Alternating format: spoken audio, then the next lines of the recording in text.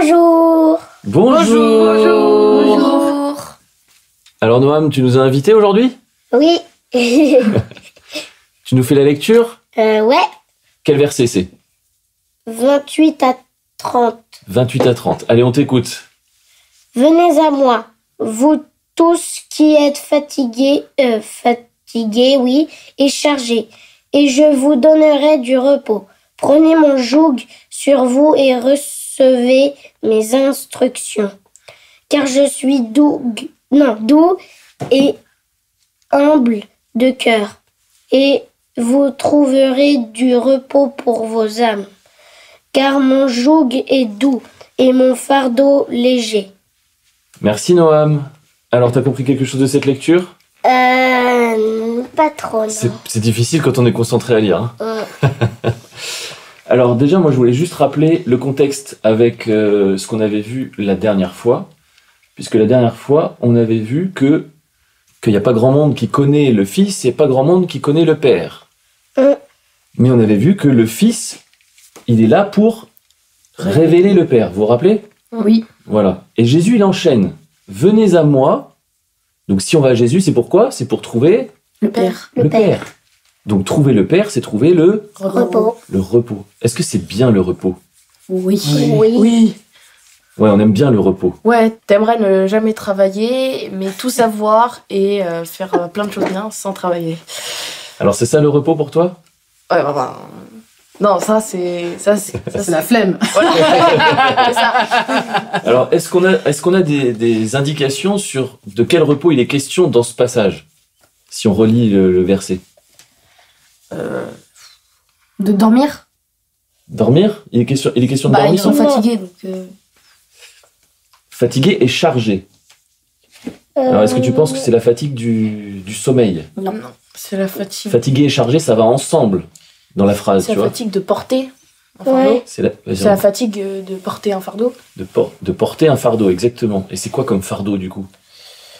Le péché, Par exemple, ça Non. peut être quoi d'autre, plus concrètement? nos fautes. Nos fautes, ok, ça c'est un synonyme. Mais sinon, qu'est-ce qui peut être lourd à porter dans la vie? La vie elle-même. La vie elle-même. Donc la vie, c'est toujours super dur. Ben... Dans ce monde sans Dieu, oui. Oui, mais il y a aussi... Oui, enfin... Il y a des gens sans Dieu, la vie, elle est tout le temps super dure pour eux? Non. Quand même pas. Non. Mais qu'est-ce qui fait que c'est dur? Qu'est-ce qu'on peut avoir qui fait que c'est dur? L'inverse de la joie, par exemple. Bah, nos cauchemars, non. Les cauchemars, ça c'est pas cool. Le malheur. Le malheur, c'est pas très précis, mais c'est pas cool non plus. La colère.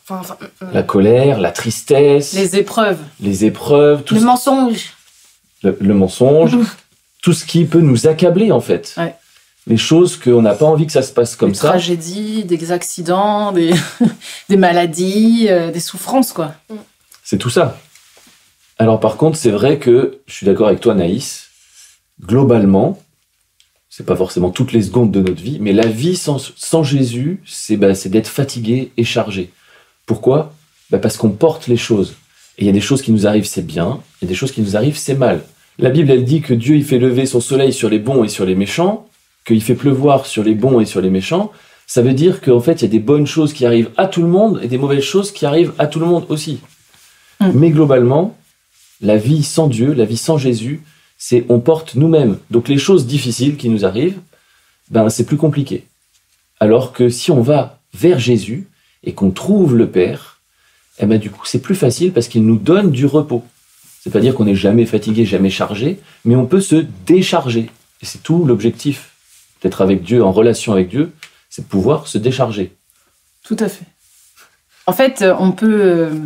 ce qui est dommage et un peu triste, c'est que même si on connaît Dieu, on connaît Jésus et ce qu'il a fait à la croix,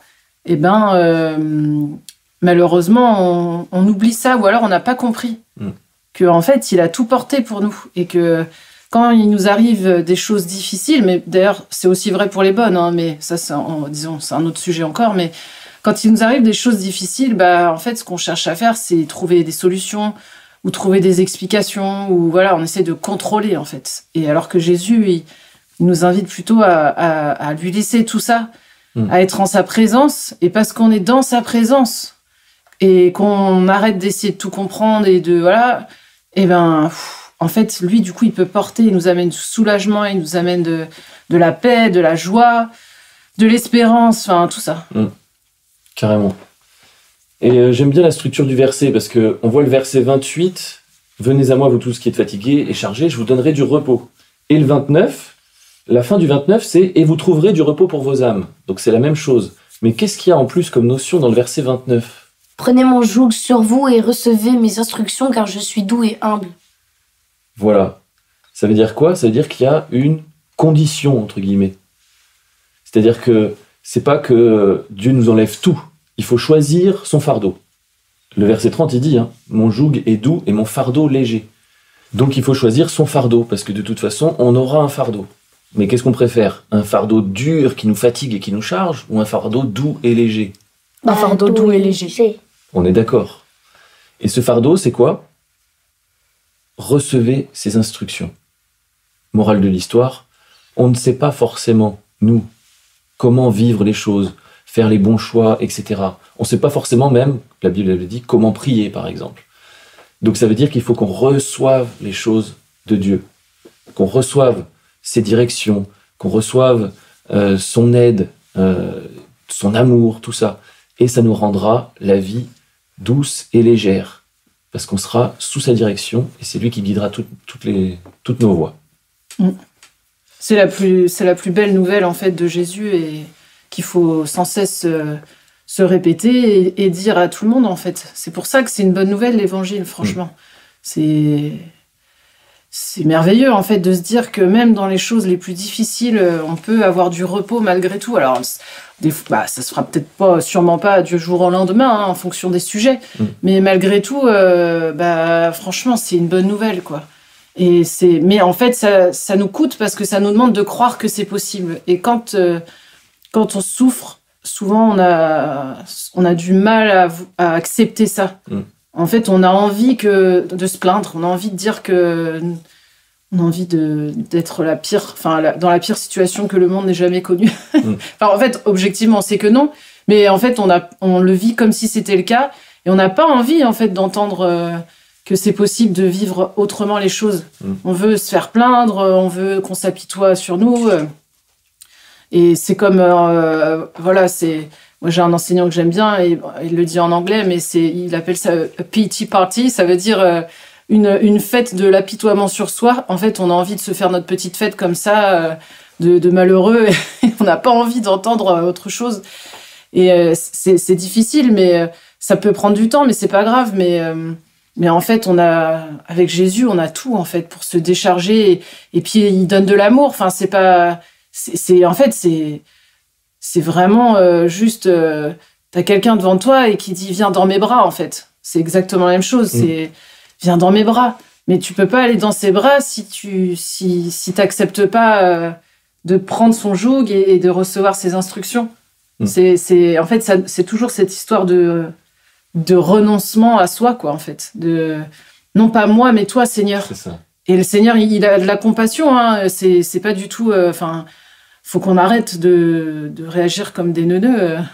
En fait, c'est toujours pour notre bien, en fait, avec Dieu. C'est jamais pour notre mal, c'est jamais pour être sadique, c'est jamais ces trucs-là, quoi. Ouais. Donc vraiment, faut venir à lui, quoi. Faut venir à lui. Et tant pis, et renoncer à tout comprendre. Ça, c'est important. Surtout nous, les adultes, vous, les enfants. C'est pour ça que Jésus dit d'être comme des enfants, parce que vous prenez moins le chou que nous. Mais bon, les adolescents, ça commence un peu, Naïs? Bah oui, justement, je me rappelle quand j'étais petite, je me posais des questions, je me disais juste, Dieu il peut tout faire, il guérit les malades, il ressuscite les morts, c'est trop génial, je veux faire la même chose. Puis je réfléchissais pas du tout, alors que quelquefois, en fait, j'entendais des adultes se disputer pour justement, mais non, c'est sûrement pas ça, ça doit être comme ça. Je vous voyais essayer de comprendre je sais pas quoi de la Bible. Et en fait, moi, je me disais, mais ils font quoi, en fait? Je comprends rien, moi. En fait, limite, j'avais la flemme de comprendre. Je me disais juste, Dieu, il est super grand, alors aucune raison de chercher à comprendre. Et ça te suffisait. Et ça me suffisait. Mais là, quand je grandis, je me dis, mince, j'essaye de plus comprendre. Et après, je me rends compte que, ouais, faut pas tout comprendre. Il y a des choses que même quand Jésus reviendra, on ne pourra pas comprendre. C'est pas forcément qu'il faut pas tout comprendre, c'est qu'il faut pas chercher absolument à tout comprendre tout de suite. Oui. Faut pas en faire une obligation. Voilà, c'est ça. Et en fait, je me dis, quelquefois, je me pose des questions et après, je me dis, ouais, c'est intéressant comme question, t'aimerais bien comprendre. Mais en même temps, quand tu essaies de chercher, de réfléchir, tu te dis, c'est tellement improbable que. En fait, j'abandonne l'idée, je me dis. Je réfléchirai une autre fois, et puis voilà. En fait, ce qui t'arrive, en fait, c'est ça, c'est que, en fait, le fait de vouloir comprendre, ça en fait, c'est que aussi il y a une soif qui vient avec. Donc c'est intéressant, parce que Dieu, il veut nous faire grandir dans notre connaissance de qui il est lui. C'est sûr. Et donc du coup, c'est pas un problème ça. C'est un problème si vraiment c'est une exigence où en fait on veut absolument comprendre, sinon on peut plus vivre. Parce qu'en fait, on a quand même tendance à faire ça, surtout quand, disons, c'est des sujets qui nous touchent, où il y a des émotions. Là, c'est là où on a du mal. Mais en fait, Dieu, il répondra à un moment donné. Alors, peut-être pas à tout, mais quand même, en vrai, il répond souvent. Hein. Mais pas forcément au moment où nous, on exige que ce soit tout de suite. Bon, alors, et donc, du coup, est-ce que vous, des fois, vous êtes fatigué, chargé par la vie difficile? Non. Oui. Quand tu te disputes avec ton frère et ta sœur, t'es pas chargé, t'es pas fatigué? Ça donne le cœur lourd, hein, quand on se dispute. Ou que quelqu'un nous fait un truc méchant ou qui nous a fait du mal. Eh ben, je pense qu'on peut le prendre aussi comme un indicateur, justement. Quand on est lourd, quand on n'est pas bien, c'est un indicateur que on a besoin d'aller à Jésus. Parce que là, on est en train de vivre les choses sans Jésus. Donc c'est une invitation, c'est pas la culpabilité, hein, évidemment. C'est une invitation à renoncer à notre état pour aller vers Jésus. On essaiera de faire ça la prochaine fois qu'on se sent lourd? Ouais.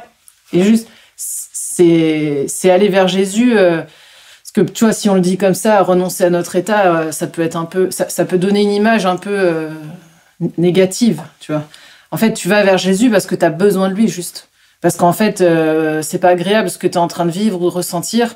Et qu'en plus, il va te donner de la sagesse. Parce que si, effectivement, il y a une injustice ou un problème, il va te donner de l'aide pour t'aider à régler la situation. Peut-être une petite conversation, une petite clarification. Donc, c'est parce que tu en as besoin, surtout. Voilà, plutôt comme ça, je pense. Oui, parce qu'on préfère le fardeau doux et léger. Comme une fois, il y avait Naïs et Josué, ils se disputaient, et d'un coup, Naïs lui avait, je sais pas quoi, mais très mal. Et en fait, Josué voulait la pincer, mais Jésus, il l'a retenue. Et comme ça, il l'a pas pincé, du coup. C'est bien ça. C'est comme ça qu'on termine le chapitre 11, en tout cas. Et quelle belle fin. Ouais. Trouvez le repos. C'est ça. Allez vers Jésus. Surtout, ne vous privez pas. Faites-lui plaisir. Comme ça, vous pourrez bien dormir. Et puis, du coup, on se verra la semaine prochaine. À la semaine prochaine.